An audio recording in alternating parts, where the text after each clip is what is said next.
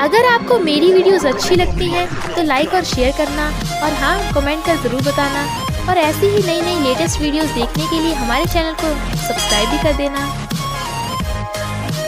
डिंग जाओ जो हमारी फीमेल लीड है, जिस भी लड़की को कन्फेस करती है वो उसे रिजेक्ट कर देता है। हम डिंग जाओ को स्लीपिंग ब्यूटी कह सकते हैं, क्योंकि जब भी कोई क्रिटिकल या सीरियस मोमेंट आता है तो वो ऑटोमेटिकली सो जाती है, चाहे वो जहाँ मर्जी हो।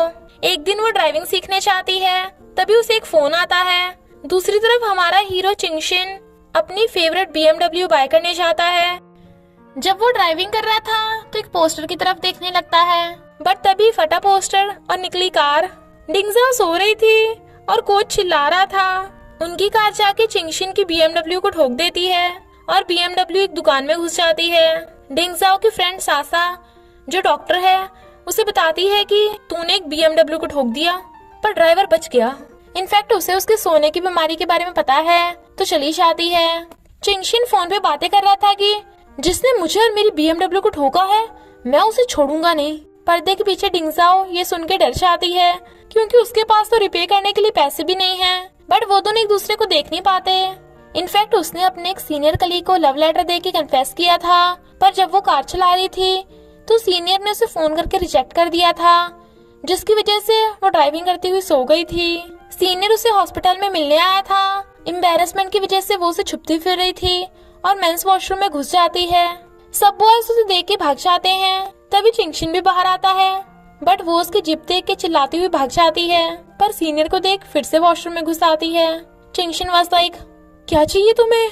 तो वो उसका कोट उठा के भागने वाली थी, पर चिंगशिन उसे घेर लेता है। तो वो उसकी पट्टी पे अपना नंबर लिख के कहती है, मैं तुम्हें तुम्हारा कोट वापस कर दूंगी, और भाग जाती है। फिर हमें पता चलता है कि चिंगशिन एक डायरेक्टर है, पर उसका सीनियर डायरेक्टर उससे बहुत चिढ़ता है। असिस्टेंट से गलती से उसकी पट्टी पे पानी गिर जाता है, तो लास्ट डिजिट मिट गया था, पर असिस्टेंट खुद ही उस पे लिख देता है। डिंगजाओ की बॉस सबको सुना रही थी कि ऑफिस में लव लेटर लिख के रोमांस करना बिल्कुल भी अलाउ नहीं है। अगर वो डिंगजाओ पार्ट टाइमर ना होती तो मैं उसे कब की बाहर फेंक देती, बट वो ये सुन के भाग जाती है। इनफैक्ट वो एक इंटीरियर डिजाइनर है और उसकी खुद की एक छोटी सी शॉप है। चिंगशिन को शो के लिए कोई खास स्टोरी नहीं मिल रही थी, इसलिए वो सैड था। पर डिंगजाओ की शॉप पे एक कोट लिखा देख वो स्माइल करता है, पर वो तो सो रही थी, बट वो एक दूसरे को नहीं देख पाते। इनफैक्ट चिंगशिन भी अभी अभी उसी बिल्डिंग में शिफ्ट हुआ है जिसमें डिंगजाओ रहती है।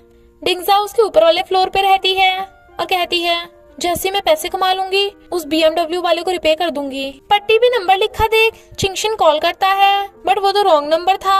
तो कहता है, जरूर वो स्कैमर होगी। डिंगजाओ रात में क्लीनिंग कर रही थी, जिसके शोर से चिंगशिन को नींद ही नहीं आती। जब डिंगजाओ बस स्टॉप पे बैठी थी तो प्रेग्नेंट लेडीज को देख उसे कुछ होने लगता है और वो सो जाती है।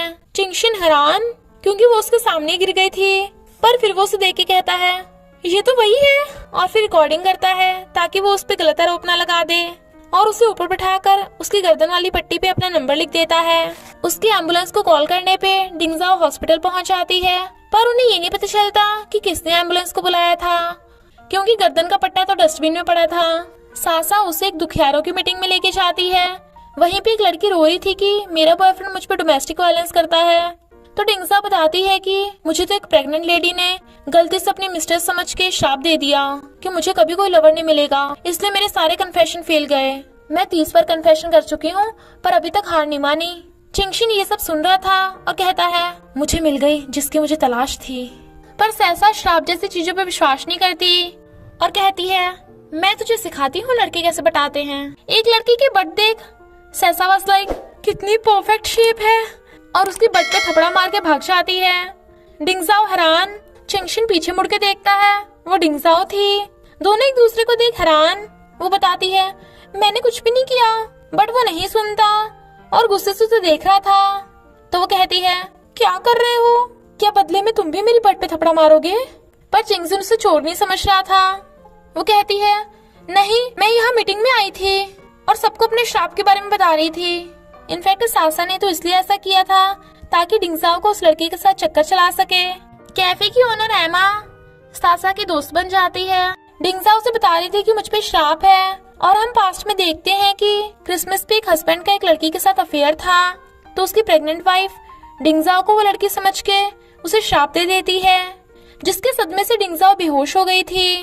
पर चिंगशिन को उसकी श्राप वाली बात पे यकीन नहीं था, तो वो यकीन दिलाने के लिए असिस्टेंट से पूछती है, क्या तुम सिंगल हो? वो हाँ करता है। वो कहती है, मैं तुम्हें लाइक करती हूँ। असिस्टेंट मना कर देता है। डिंगजाओ वाज लाइक, देखा? वो कहता है, तुम किसी भी चलते फिरते को आई लाइक यू कहोगी तो वो तो मना करेगा ही ना। वो कहती है, अभी देखना 3 दिन के बाद असिस्टेंट को उसकी ट्रू लव वाली गर्लफ्रेंड मिल जाएगी। But he was like, impossible. तो चिंगशिन उसे नंबर देकर कहता है, 3 दिन में मेरी जैकेट वापस कर देना।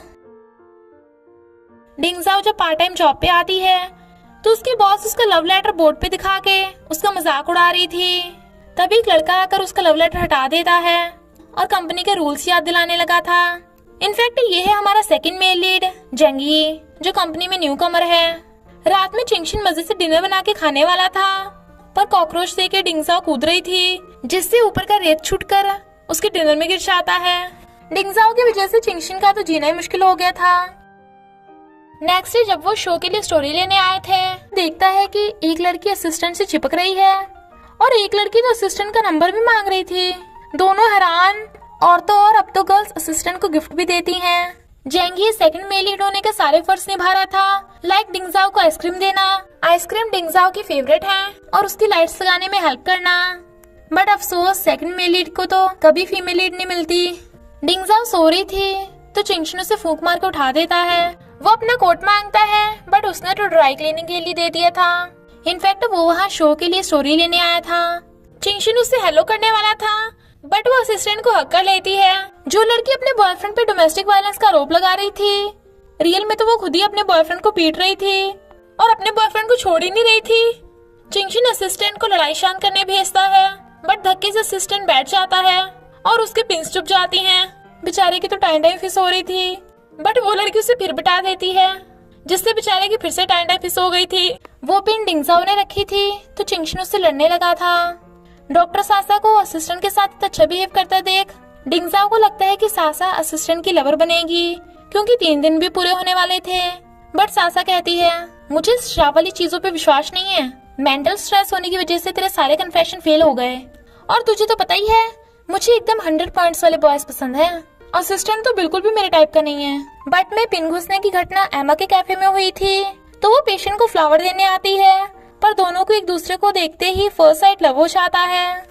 डिंगजाओ और चिंगशिन देखते हैं कि असिस्टेंट का एमा के साथ रोमांस चल रहा है और किस भी।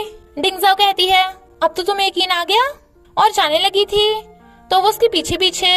वो कहती है, देखा जाए तो मेरा श्राप इतना भी बुरा नहीं है, भले मुझे मेरा लवर नहीं मिला, पर मेरी वजह से बाकियों को उनका ट्रू लव मिल रहा है ना। चिंगशिन वाज लाइक, तुम्हारे स्क्रू ढीले हैं क्या? तभी उसे फोन आता है। इनफैक्ट चिंगशिन को उसकी BMW को ठोकने वाली का एड्रेस मिल गया था, इसलिए अब वो उसे छोड़ेगा भी नहीं। डिंगजाओ समझ आती है कि चिंगशिन ही वही BMW वाला है। चिंगशिन उस स्कैमर को फोन करने वाला था, बट वो कहती है, रुको, वो कितनी बुरी लड़की है जो तुम्हें छोड़ के भाग गई। चिंगशिन वाज लाइक, तुम इतना क्यों भड़क रही हो? वो कहती है, मुझे अपना फ्रेंड ही समझो, जो तुम्हारा दुश्मन है वो मेरा भी दुश्मन है। चिंगशिन वाज लाइक, मुझे नहीं पता था तुम इतनी अच्छी हो। वो कहती है, जरा एक बार सोचो ना, क्या पता उस लड़की के पास तुम्हें देने के लिए पैसे ना हो, वो बाद में तुम्हें देने की सोच रही हो। चिंगशिन कहता है, बिल्कुल नहीं, ऐसी लड़कियां स्कैमर होती हैं, मैं उसे माफ नहीं करने वाला, और फोन करता है। तभी डिंगजाओ का फोन बज पड़ता है, तो वो कहता है, स्कैमर तुम ही हो। डिंगजाओ सॉरी बोल के भाग जाती है, पर चिंगशिन गुस्से में घर जाती हुई वो कहती है, आज तो मैं बच गई। पर एलिवेटर में तो ऑलरेडी चिंगशिन खड़ा था, जो कहता है, क्या कोइंसिडेंट है, मुझे 4th फ्लोर पे जाना है और तुम्हें कहाँ जाना है? डिंगजाओ वाज लाइक, कोई बचाओ मुझे, और भागने वाली थी, बट वो उसे पकड़ के पीछे खींच लेता है। शी वाज लाइक, मैं यहाँ नहीं रहती, बट वो घूरने लगा था तो 5th फ्लोर का बटन दबा देती है और सोचती है, अब तो हम पड़ोसी भी हैं, अब नहीं मैं बचने वाली।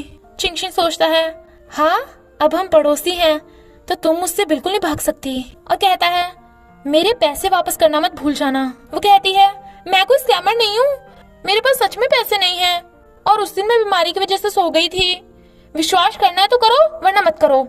सासा पूछती है, बता तेरे और तेरे पड़ोसी के बीच क्या क्या हुआ? वो कहती है, अरे मुझे उसे रिपे करना है। सासा वाज लाइक, तभी तो तुझ में फीमेल लीड के सारे कैरेक्टर्स हैं। एक क्यूट लड़की जिसे सोने की बीमारी है, एक हैंडसम लड़की के साथ एक्सीडेंट हुआ जो तेरा पड़ोसी भी है, और फिर एक रात तुम दोनों। डिंगसा वाज लाइक बस मैं तुझसे हेल्प मांगने आई थी। सासा कहती है मेरे पास एक बिंदास प्लान है। चिंगशिन काम कर रहा था, तभी उसे डिंगसाओ का रिपे करने के लिए मिलने का मैसेज आता है, तो वो रिप्लाई कर देता है।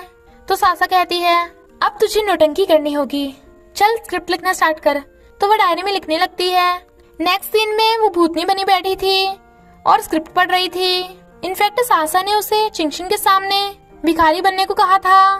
तू अपनी गलती मान लेना और अपने पड़ोसी के सामने उसकी भर भर के तारीफें करना, तभी वो तरस खा के तुझ पे लट्टू तुझे माफ कर देगा। पर चिंगशिन के आने की आवाज सुन वो पेज फाड़ लेती है, जिससे उसकी डायरी नीचे गिर गई थी। असिस्टेंट पूछता है बॉस ये कौन है? वो कहता है इसने मेरी BMW को ठोक दिया था। असिस्टेंट वाज लाइक बॉस आप श्योर हो कि इसने आपको ठोका या आपने इसे ठोका? चिंगशिन पूछता है बताओ क्यों बुलाया मुझे? वो कहती है सॉरी इसमें मेरी गलती है, पता है मैं कितनी रोई, रो रो के भूतनी भी बन गई हूँ। और मैं वो स्क्रिप्ट भूल गई थी, तो छुपा छुपा के पढ़ने लगती है। चिंगशिन उसे देख रहा था। वो कहती है तुम कितने महान इंसान हो, थैंक यू मुझे अब तक रिपे करने का टाइम देने के लिए, प्लीज थोड़ा और दे दो, मैं पक्का वापस कर दूंगी। बट वो गुस्से से उसके करीब होने लगता है और वो डर रही थी। और इसी के साथ पार्ट 1 का एंड हो जाता है। तो क्या चिंगशिन डिंगसाओ को माफ कर देगा या उससे लेगा अपना बदला? ये जानने के लिए आपको पार्ट 2 देखना होगा। तो बस थोड़ा सा इंतजार करना, फिर मिलेंगे नेक्स्ट पार्ट में।